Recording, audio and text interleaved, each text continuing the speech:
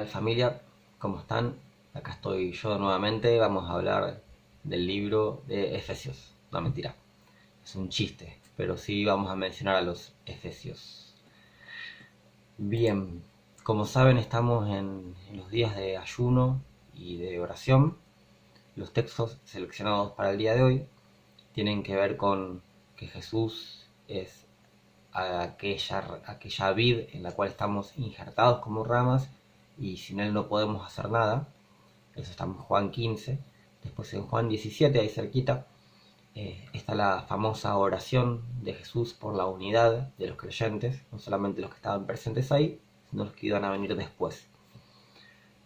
Jesús ora para que seamos uno, un solo cuerpo. Y después, o sea, los pasajes son largos, por favor léanlos. Después en 1 Juan 4:7, leo específicamente en un versículo 7, dice: amémonos los unos a los otros, porque el amor viene de Dios. Y todo el que ama ha nacido en Dios, en Él, y lo conoce. Bien, me quedo un poco con esto. Justamente el título que tiene este día en cuanto al ayuno y la oración, y estos versículos están relacionados con eso, es la comunión unos con otros. Nuestra comunión comienza en Cristo, pero se despliega hacia nuestros costados, por así decir, hacia los demás, hacia las personas que nos rodean. Entonces la oración del día de hoy es justamente para que el Espíritu Santo se derrame sobre nosotros y estemos continuamente en este mismo sentir, en esta comunión, ¿no? Esta coinonía también se le llama. Unidos a Jesús y unidos unos a otros, sin divisiones. Bien, yo quiero mencionar, no les mentía cuando les iba a hablar de los Efesios, y voy a tomar otra carta de Juan, ya que tengo tantas cartas de Juan. Tengo el Evangelio de Juan 2 veces y una carta de Juan. Este homónimo mío nos regala la carta de Apocalipsis también, en la cual en el capítulo 2 menciona justamente a los Efesios. Y Jesús, bueno, le inspira a Juan y se escribe al ángel de la iglesia que está en Éfeso, y dice, y empieza a hablar. No voy a entrar en detalle de todo eso, pero bueno, finalmente, después de darle un par de palos, en el versículo 6 dice: pero, sin embargo, más allá de todas estas cosas que te estoy reprochando, dice: tú tienes esto tenés de bueno, le dice a los Efesios. Y dice que aborreces las obras de los Nicolaitas, las cuales yo también aborrezco. Después en el mismo capítulo, en el capítulo 2, en el versículo 12, empieza a hablar a la iglesia de Pérgamo, que estaba ahí muy cerquita. Y en el versículo 15, después de haberle dicho algunas cosas positivas, arranca con los palos y dice: y vos tenés también ahí a los que sostienen la doctrina de los Nicolaitas, las cuales ya sabemos, eh, Jesús aborrece. Bien, ¿qué tiene que ver esto con la comunión y con el amor unos a otros y con ser uno, ¿no? Tiene que ver por oposición, vamos a decirlo. Si bien esto es una posible interpretación, porque de los Nicolaitas no se dice nada, nada de nada, son las únicas 2 veces que se mencionan en la Biblia, y no hay más información que esta. Una interpretación tiene que ver con la palabra en griego, que significa Nico, por un lado, y Laos, o viene, digamos, de esas dos raíces, y que la palabra Nico tiene que ver con vencedor, conquistador, o vamos a decir como poderoso, y la palabra Laos, que es bastante conocida, tiene que ver con pueblo. Entonces, ¿cuál es una de estas interpretaciones? Que los Nicolaitas, no sabemos si eran una secta en concreto o si se refiere a algún tipo de conducta,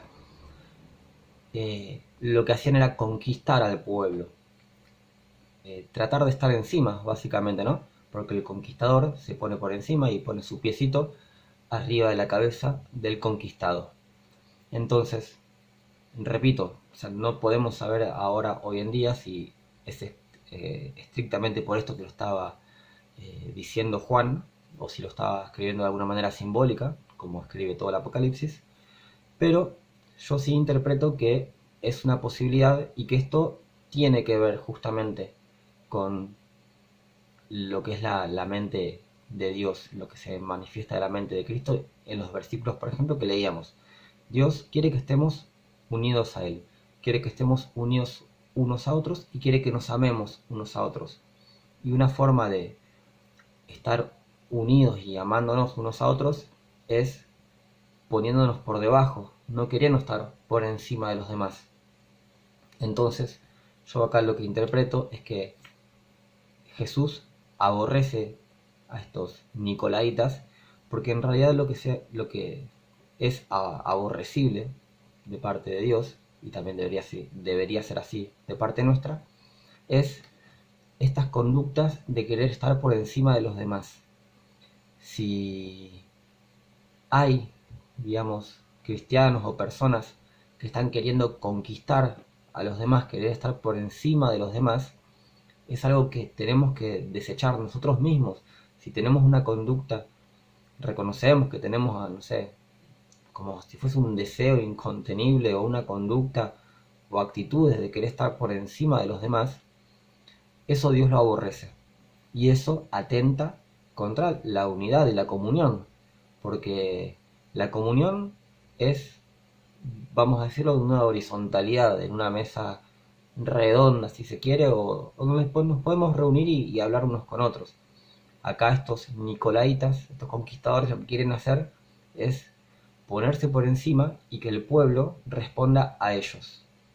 Entonces, lo mismo digo, y tenemos que tener mucho cuidado con esto, porque no se trata de que por ahí son personas que tienen la camiseta de nicolaitas, sino que son personas que por ahí tienen el nombre de cristianos, pero están constantemente buscando estar por encima de los demás y ser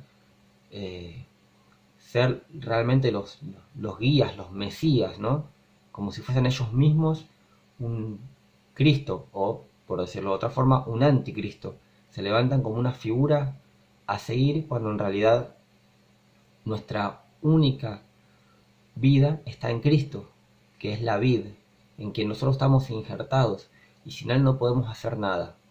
Bien, podríamos debatir mucho más, yo no quiero extenderme, no quiero pasarme de los 10 minutos, entonces yo creo que nuestra oración por unidad, por comunión, por ese amor unos a otros, tiene que incluir también el arrepentimiento de nosotros mismos y el buscar que Dios deseche de nosotros, de nuestro cuerpo, de nuestra iglesia, estas actitudes de querer estar por encima de los demás. Eso no es de Cristo. Y eso es más, Jesús lo aborrece. Entonces, oremos por esto y sigamos buscando oportunidades para hacer lo contrario, para estar por debajo de los demás, para poder servir, para poder ayudar, para poder morir a uno mismo como Cristo murió. Porque, de nuevo, este es el ejemplo de Cristo.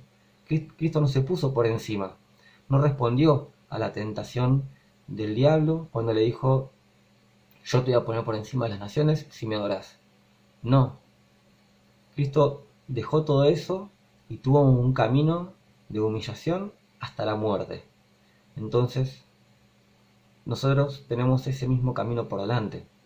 No digo que vayamos a entregarnos a una muerte porque sí, pero sí que tenemos que entregar nuestras vidas en servicio de los demás, de la iglesia y de Cristo. Así que bueno, esta es la reflexión. Les mando otro abrazo que ya les mandé ayer y otras bendiciones que ya les mandé ayer. Para mí fue hace media hora porque estoy grabando al mismo tiempo. Nos vemos y que estén bien. Sigan leyendo estos versículos que corresponden al día de hoy, que están muy tremendos. Chau, chau.